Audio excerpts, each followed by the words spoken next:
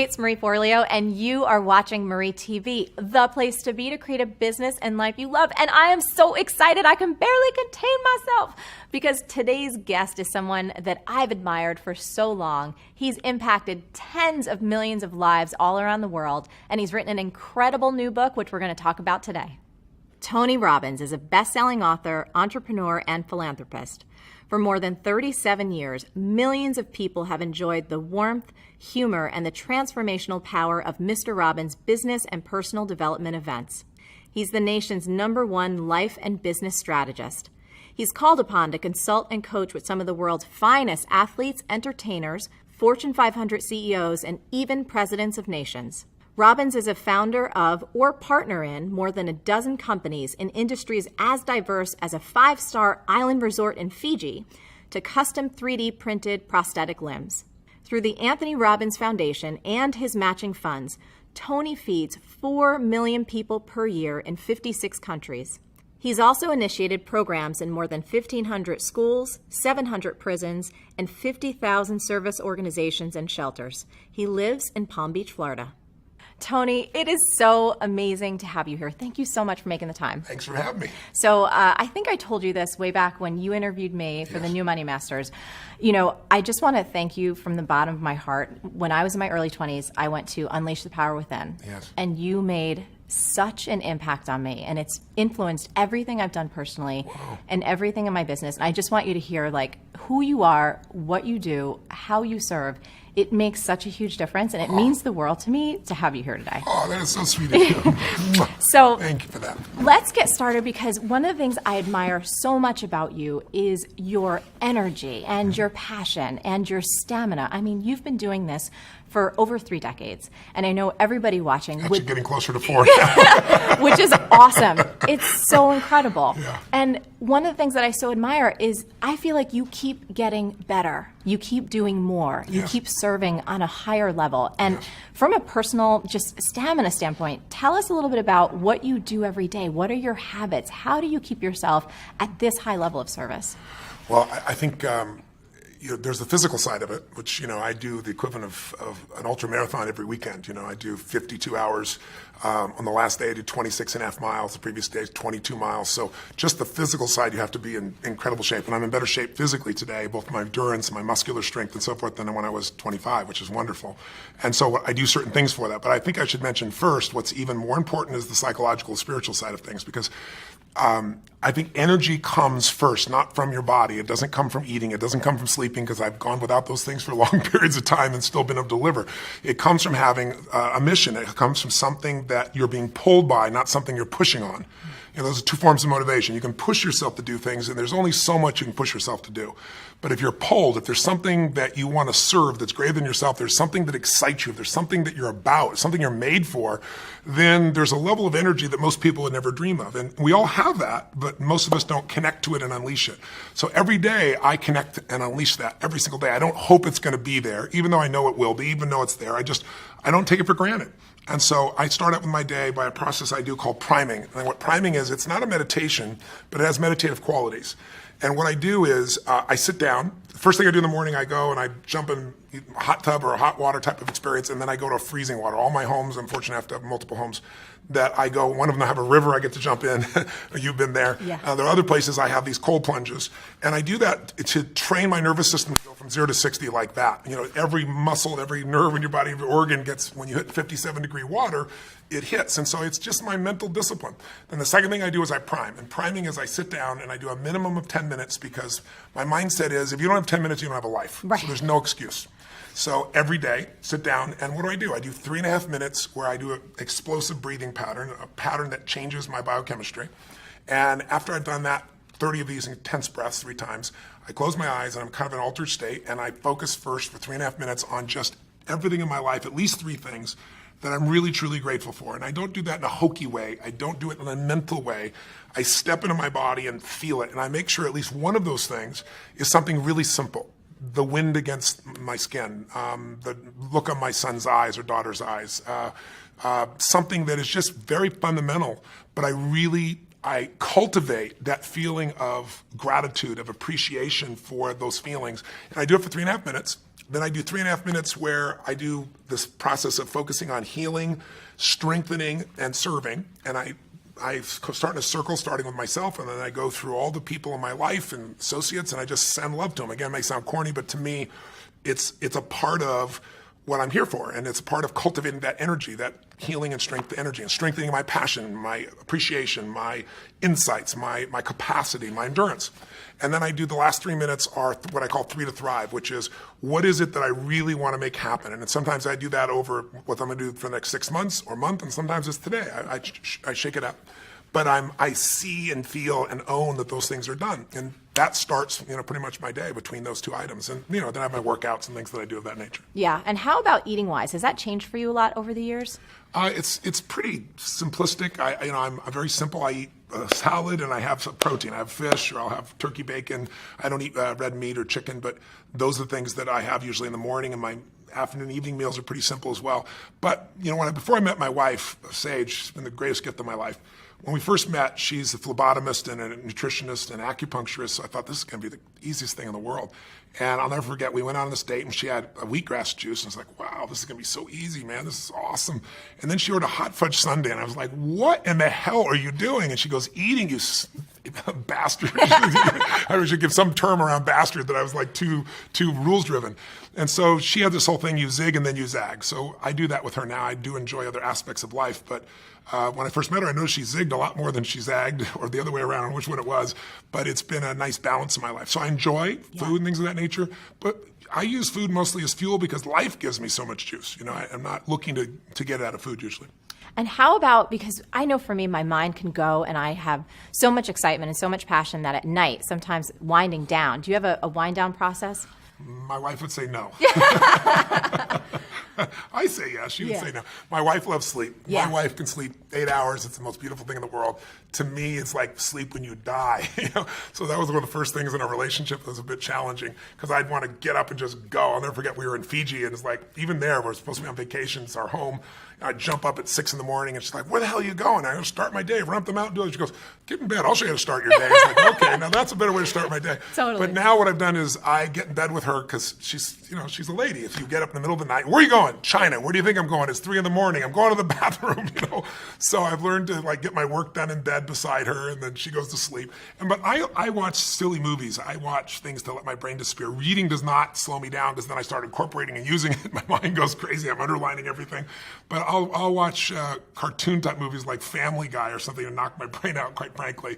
Or I'll watch some silly series, I don't know. I'm thinking of now the different ones. What is it? Revenge or something of that nature. Something that my brain can just truly let go, and that's how I do it for the most part. Awesome. So, you've worked with presidents. You worked with people like Serena Williams and, one of the greatest investors in the world, Paul Tudor Jones. When you're called in to work with these incredible folks, how do you start to prepare yourself? Like, what are the questions that you ask to start to go in to serve at that level? Well, they're different for everybody, obviously, but what I try to do, if I was trying to look at it from a universal perspective, I guess what I really want to know before I get there as much as I can is everything I can about the person. And I do that because I really want to know, what do they want? What do they want of their life? What's their mission? What are they after? And what do they fear? What are their concerns? Because I believe life is found in the dance between what you desire most and what you fear most.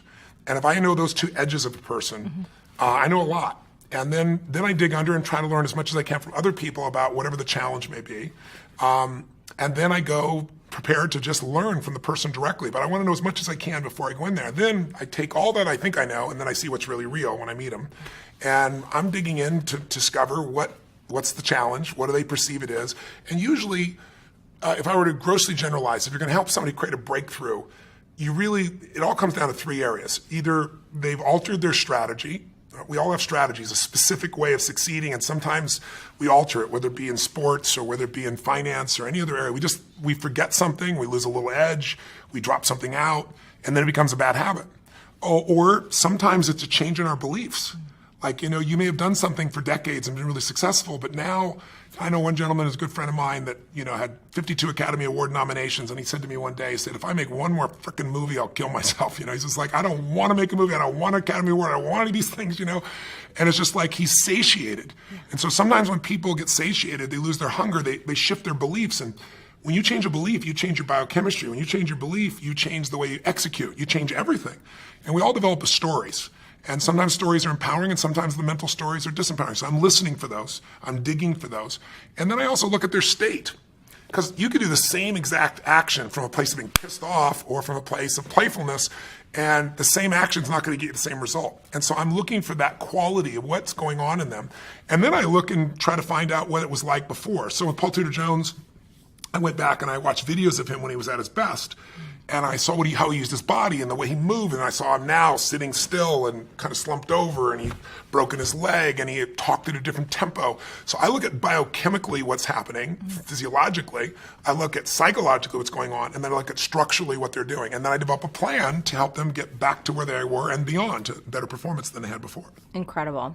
The other thing that I was fascinated I wanted to ask you so bad, you probably accomplish more than most people do in, I don't even know a time frame. And of course, you get to talk with people who are at the highest level of their game. When it comes to productivity, what do top performers know that a lot of people just don't? What are we missing? Well, I think the best performers are focused on outcomes and not activities.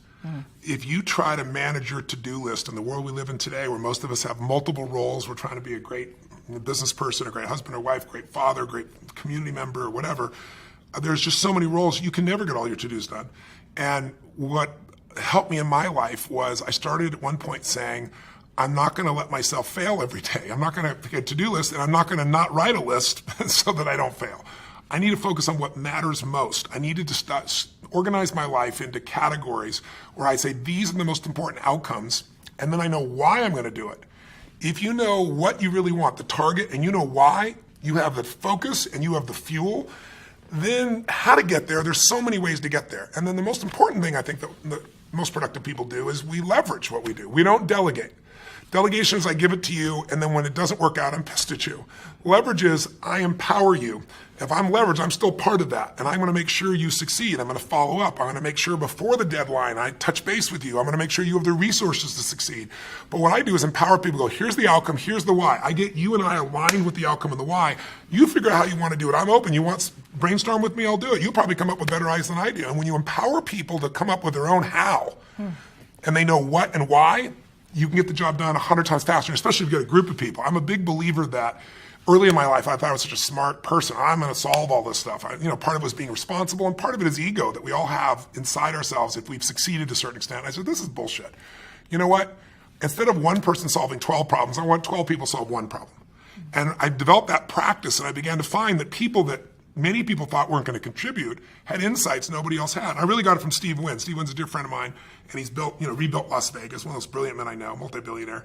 And Steve really learns the most from the bellmen, from the people that would never make it into the C-suite. He learns what customers are feeling, what they're experiencing, how to have an impact, what needs to be changed, because these people are on the front lines. So I'm a big believer that you need leverage. And if you're just starting out in business, I know a lot of people that will probably watching your shows are watching you because you're a successful businesswoman who's built your own entrepreneurship. You've done so many great things. I think in the very beginning, the hard thing is you think you can only do it yourself, and then there's only so many hours, and you've got kids and family and friends, and how do I do it all? The answer is you hire someone. You trade with someone. You trade them for 2 hours. That's what I did in the beginning. Because I'll never forget, I was just really young in my career, very in the early days, and I was running to get to the dry cleaners so I could get my only 2 suits.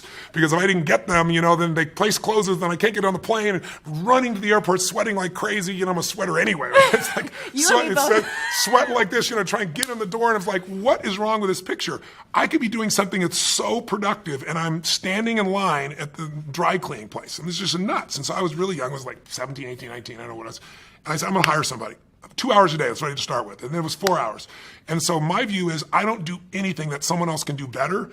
And I don't do anything that isn't the highest and best use of my time. Now, when I say that, that's gross generalization. There are things I still will do. But for the most part, by finding people and getting clear on outcomes and the why, what I call RPM, you got to know the result. You got to know the purpose, and then you got to have a massive action plan. And the plan can change. But that RPM, the stronger the RPMs, the faster that car is going to move. And I try to do that not just through myself, but through other people. Beautiful. So last thing I want to talk about before we dive into the monster book, which I can't wait to get to, is this idea of slumps. I know a lot of times you're called in when someone's, either hit a plateau or they're having a tough time. So 2 questions. A lot of folks that write in, they'll ask me questions or they'll just comment on the blog and they find themselves in a tough spot. Maybe they've experienced a certain level of success and like you said with your friend, Peter, it's just like, I don't want this anymore. I don't know what I want next. Any common patterns or things that you can share about slumps and how we can support ourselves to get out of them? Well, most people hit plateaus, and the most important thing when you hit a plateau is not to be pissed off and stressed out about it because stress won't make it better. It's also not to take it lightly and go, oh my God, this doesn't matter. It's that delicate balance where you say, okay, how do I get from where I am to where I really want to be? And if you don't put the emotional charge on it, it's easier, but that's easier to say and harder to do. The pattern I see in slumps, whether it be an athlete or a financial trader or an actor or any of that nature, is number one thing that causes a slump usually is you get too comfortable. When you start doing something and you're really successful, a lot of people lose their hunger. And if you ask me, what is the single most important element of any human being that separates their level of success from the rest of the world? It's hunger. It isn't intelligence, as valuable as that is. There are people that are incredibly intelligent, can't fight their way out of a paper bag. You show me somebody who's not only hungry but doesn't lose their hunger, they will dominate everything. And you see that in the greatest sports stars, the greatest entertainers, the ones that they're insatiable. And because of that, you like being around them because there's this energy about them, this passion about them, and very few people maintain that. And you lose your hunger, you go into a slump. You get overconfident. Another pattern that happens that gives people a slump is when something changes in their world that they're not prepared for. Like, I've been doing this forever and oh my God, now my relationship's messed up. Or, I've been working hard on being a lawyer and now my wife's upset, her husband's upset with me. What do I got to do here? And what it does is it throws people off their rhythm. And so I try to figure out what's happening in their environment and show them how they can win in both categories simultaneously. A third one is when people do something where they get mad at themselves, kind of like a Tiger Woods, and then he's got all the skill in the world, nothing changed in his skill, but for that year and a half or whatever it was, he was beating himself up, and in that state, it's kind of a self-sabotage. And so depending on what form I find, I enter in and make the changes, and there are almost always changes, again, in the psychology of that person, the emotion of that person, because we have these great minds. Everybody's got a great mind, or at least available great mind. But we're emotional creatures. And we forget that because we live in a society that tries to value thought much more than emotion because emotion is scary for us. Emotion can come really fast. And so some people try to avoid it at all costs. Other people are overwhelmed by it. My view is that emotional intelligence is a wonderful thing, but I much prefer emotional fitness. Intelligence is a capability. Fitness is a state of readiness. And what I do is I train myself to always be ready, and that makes you execute. And I think too many people settle for, I know this, as opposed to I'm doing this. And I try to train myself and others to be in that state of readiness all the time because that's where life is really fulfilled at the highest level, I think. I do too. Agree 100%. So let's move on to this monster book, which it is a monster in the best way. It's the most beautiful thing. So do we have a copy that we can kind of bring in? I just want to hold this thing up because it is so awesome. So Tony, I got the galley from your team, which it's like, all right, y'all, you're seeing it right here. We're going to talk about this now. I truly believe in my heart of hearts that every human being needs to get this book. They need to read it for their family, for their friends, and most importantly, the last couple chapters about service. I was in tears. I loved every bit of it. My copy is highlighted cover to cover. I've already taken action on a lot that's in the book. Yes. This is your first book in 20 years. Yes. Why this topic? Why now? And what makes it different than all the other money books that are out there? Well, one reason I haven't written a book is I hate writing. Just being honest. I'm on a plane about every 4 or 5 days. I go to 15 countries. I see 250,000 people a year. I love the live event. I love the spontaneity. You get to do something new constantly. You get to see what's really going on with a human being. And writing is an isolated, by yourself process that God bless the people that do that stuff.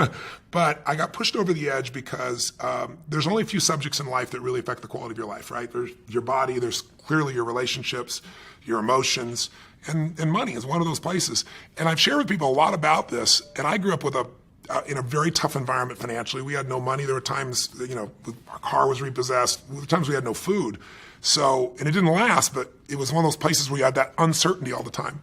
And so when 2008 happened, That's what pushed me over the edge. Because when I started seeing so many people losing their homes, losing half of what they saved for their whole life, and then I kept thinking, well, the government's going to do something because this is a raw, horrific situation that's been brought about by a small number of people. By 2010, when nothing had been done, I was mad, and I was reading every article, I was watching every documentary, and the final one that just pushed me over the edge was called Inside Job. I don't know if you saw it, but I have it ordered on Netflix. Okay, yes, yeah. It's Academy Award, won the Academy Award. Matt Damon did the voiceover, but what's amazing is they systematically showed who specifically virtually destroyed the world economy, and then showed that the punishment they got is not only all of us bailing them out, but they were put in charge of turning the economy back around and giving more money to do this with again. So at the end of this film, you understand what happened, but you have one or two emotional responses depending upon your personality. Either you want to kill somebody, you're so angry, or you're depressed because there wasn't one solution to the whole thing. It's a beautiful documentary, but not one solution. I'm a solution guy, so I was like, something's got to be done. I know I'm not the only solution, but I have a unique gift. I have access. Because most people don't know, they think of me the motivational, positive thinking guy. That's never what I've been. I've been a strategist my whole life, and Paul Tudor Jones, one of the top 10 traders in the history of the world, has been my client for 21 years. Literally every single day, he emails me. I measure him a variety of things. I see him face to face. I've been with him side by side when the tech crash in 2000, in 9/11, when we went through the subprime crisis, 2008, the fall in gold, and he's made money every single year for 21 years. And even beyond me, his firm has made money for 28 years. So it isn't just me, it's Paul. And I've learned from him so much over those decades. And I just thought, if I didn't just interview him, what if I interviewed 50 of the most brilliant financial minds that in the history of the world that are alive today? Let me interview them. Let me find out, can the average person really still win? And if so, how? Let me get not some talking head on television telling you the same BS about go put your money in some 12% per annum mutual fund that's never existed for 10, 15 years, but the truth. And so I began this 4-year journey, and I was blown away. My average interview was scheduled for 45 minutes. They went 3 hours, some of them 3.5 hours, 4 hours. And people became incredibly generous in what they shared. And they shared things that they've never shared before. And I put them into a 7-step process so that whether you're a millennial that just got out of college and got a bunch of college debt saying, how will I ever get around this? I'll show you how to get financially free. You're a baby boomer and you lost a bunch of money in 2008 and you didn't get back in the market. I'll show you what you can do. You're a very sophisticated investor and you want to know what Ray Dalio does that it's never been revealed about, I'll show you what he does. And so I'm real proud of it. And you've seen the level of endorsement I have from the highest level of people in finance on the earth is pretty extraordinary. It's because it's really their work. It's not mine. I had so much fun reading it. And honestly, I was intimidated by a 600+ book because I knew we were doing this interview and I prepare as much as I humanly, I'm like, all right, I'm going to speed read, but digest everything. Yes. And one of the things in the beginning, when you start breaking down the myths, yes, I just kept getting sicker and sicker and sicker with how much the general public, how much people don't know and how they're taking advantage of. So I wanted to ask you, was there one in particular that just totally pissed you off? There was a ton. I know there's 9 myths in the book. I put the 9 most abusive ones in there. They're there. Here's what I'd say. I want to mention one of the myths, though, to start with. Not a myth, but a step. I want everybody who's watching to remember one thing. The biggest myth you have, not the one that's been sold to you, that hurts you is the average person thinks finance is so complex because, frankly, the industry tries to make it sound complex. They use words that you don't know, so you don't know what to do. What does this mean? And so what happens is we just give them our money and say, deal with it, and we don't realize that system has been set up. It's not an evil system. It's set up by corporations that are looking to maximize profit for those corporations. They're not looking out for the investor because this investor's second, and we think we're first, and we're not. So the first piece is you got to know that you can't wait till you have a ton of money to start investing and think, I'm not an investor. What you got to do is say, rather than my Apple phone, let me own Apple stock. Let me own a piece of all the best companies, not just Apple. I've got to become an owner or I'll always be in scarcity. If you can invest in business, even a small amount, you can grow. And I don't care how small it is, but you got to automate it. There's a gentleman named Theodore Johnson who is amazing. He worked for UPS, started as a driver, never made more than $14,000 total in a year. That was his highest salary in a year. In his old age, he's worth $70 million.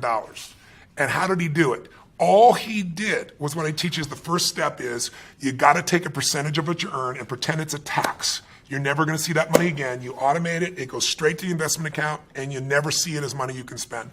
He did that with 20%. He said, I can't save 5.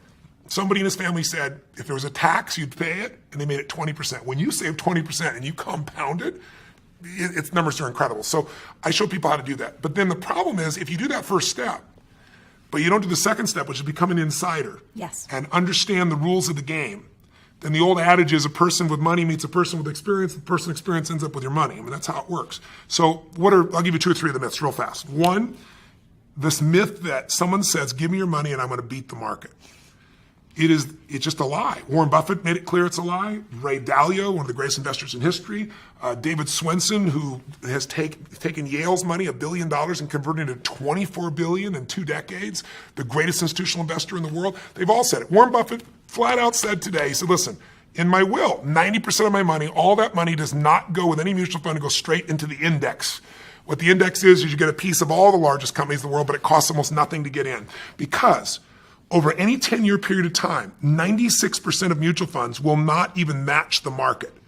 Now, you're paying for a mutual fund. What this means is you hire someone because you say, I have a family, I have a business, I have a life. I'm not an investor. I'm going to hire someone who's a professional. It makes sense. They would do better than me. Unfortunately, that's wrong. Because what happens is 4% of them will beat the market, but it's not the same 4%. Mm-hmm. So your chances of finding the right one, have you ever played blackjack? Yes. So if you play blackjack, everybody knows you play for 21. If you go above 21, you're gone. If you get 2 face cards and they're sitting in front of you and you got a 20 out of 21, and you got the chance to stay or say hit me, if you hit you, there's only one card that'll get you to the other. It's an ace. If your inner idiot says hit me, you have an 8% chance of winning. You have a 4% chance of finding the right mutual fund. It's not going to happen. So what happens for people is they think they've been sold, we're going to do better, and they might for a year or two. But what matters, you live off the long term. You don't live off the year or two. And they just don't do it. Warren Buffett has a bet right now with Protege Partners, which is a group that does hedge funds. And he said, you can pick 5 hedge funds. You can mold the best of them together. I'm going to own the market, which costs me next to nothing. You're going to get the hedge funds, which cost a lot. 10-year bet, who's going to win? Put up $1 million. Right now, they're 6 years into it. Warren Buffett's at 42%. They're at 12%. Right? Oh. Just crazy. So the second thing is, after getting terrible performance, people say, well, fees don't really matter, or they'll tell you it's only 1%.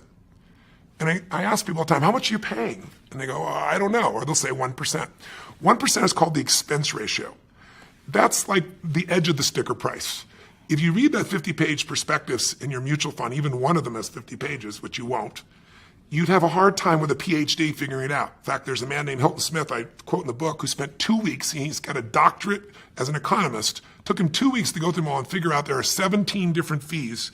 And Forbes says the average fee is 3.12. Now, if you're watching right now, I'm sure I've lost your brain with all these numbers, so let me make it real for you. 1% versus 3%. Big difference. Huge. Right? Here's the difference. Just like you grow by compounding like Theodore Johnson did, your fees also compound. And people don't know that when they hear that little number. So if you have 3 people and one gets 1% in fees, 2%, the other 3%, they all get the same return. They start out with $100,000 at 35. For 30 years, they accumulate to 65 years old, 7% compounded. They all get 7%. The only difference is the fees. And when they go to retire, the person at 1% in fees is going to have $574,000. $100,000 to $574,000, not bad. If they added not another dime, pretty amazing. The person at 3% in fees will have $224,000. 77% less money. If you want to win a race and you have a 100-pound jockey on the back of your horse, or you want a 300-pound jockey on the back of your horse, fees at 3% are that. If I said to you, here's a deal, let's do an investment, and here's how I want it to work. You give me the money. You put up all the money, you put up all the risk. I'll put up no money, I'll put up no risk. If you lose, I win, and if you win, I win. And if you win, over the life of the time, I'll get 60% of what you earn. You'd say, I'll never do that in a million years. That's a mutual fund with 3%. It's one of the only industries on earth where they've confused this enough that we don't understand we're overpaying by thousands of percent.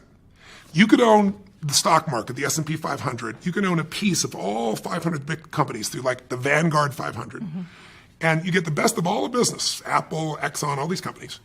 And it costs you 0.17. That means less than 0.2%. If you went to a normal mutual fund, you might own the same companies for 3.17. That's like buying a Honda Accord for $20,000 or $350,000 for the same car.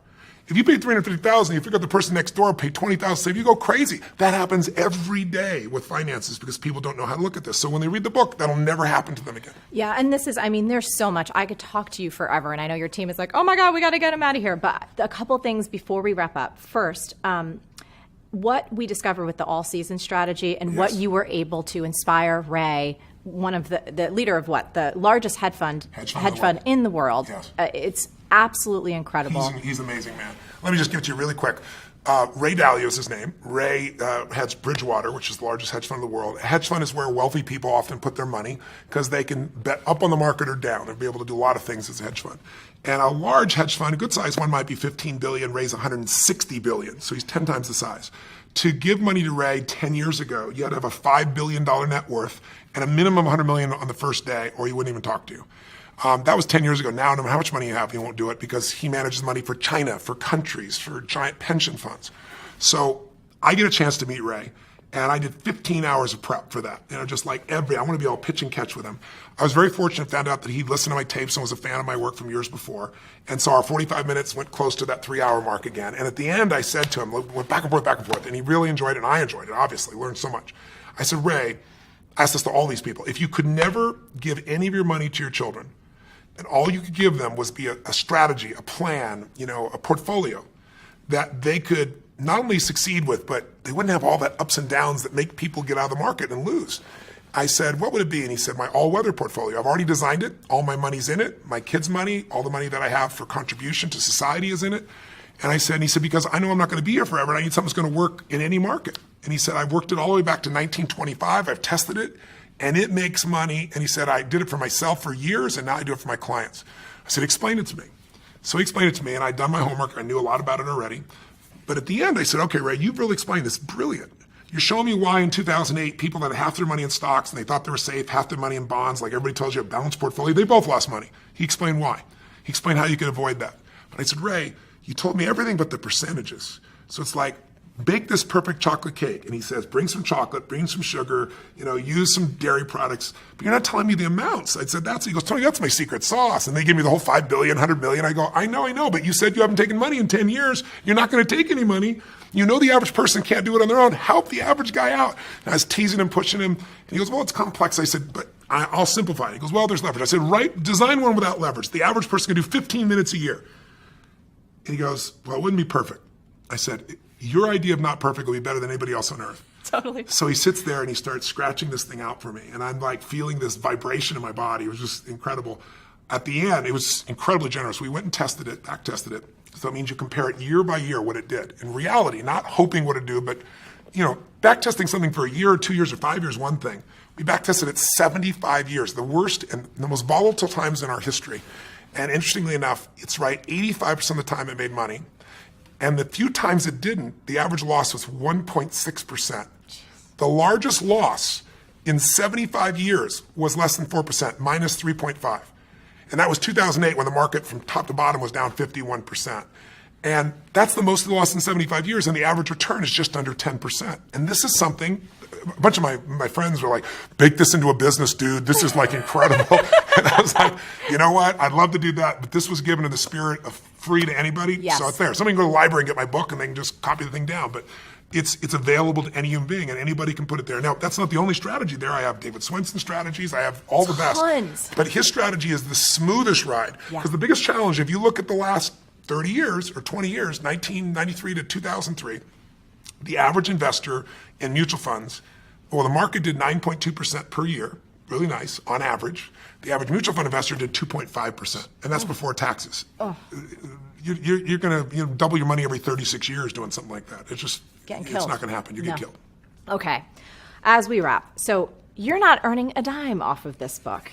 No. So tell us all about your passion for making a difference and what happens each and every time someone purchases a copy of this incredible thing, which everyone needs to get. I'm really proud. I didn't start out to do that, quite frankly, but I was writing the book, and as I mentioned, when I was a kid, we had a Thanksgiving, no money and no food, and somebody came to the door, knocked on the door, and delivered this food, and it was life-changing for me because it wasn't the food, it was that my father had always said, nobody cares about anybody else. He built that belief system into us, and I saw that strangers really care. And so I swore someday I'd do something to give back. So when I was 17, I fed 2 families, and the next year, 4 families, and the next 8. I didn't tell anybody, but after the 4th year, I was like, I could use some help. So I got my friends involved, and then my companies, and then it built to 1 million people, and then 2 million people. In the last 4 or 5 years, I've been matching the 2 million my foundation does personally with another 2 million, so we feed 4 million people a year. But while I was writing this, Congress last year passed a new budget that nobody seemed to pay attention to, where they cut food stamps. They don't call it food stamps anymore, but it's food stamps, by $8.7 billion. It basically limited 2 million people from having food. And so I work with all these nonprofit organizations that are already struggling. And it just made me crazy. And I thought, okay, what if I'm working my ass up on this book, but you know what? I could donate all the profits of this book, not a percentage. And then I thought, what if I donate all in advance? Whether I make money in the book doesn't matter. I'm going to do it in advance. How many people could I feed? And it was 10 million. And I was like, wow, that excited me. And it just grew a life of its own. As time went by, I started thinking, how could I really get people's attention about it? And so I finally decided that I'm going to feed 50 million. I'm writing the check actually next week. Personally, I'm going to feed 50 million people up front.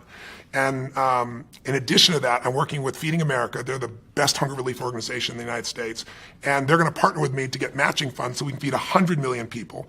And it's just exciting. I've fed 42 million people in my life. I'm going to feed more people this year. And so for anybody who gets a book, if I sell 1 million books, 50 meals for every person that's there. If I sell 100 books, it'll be 500,000 meals for there. But it doesn't matter. I've done it up front.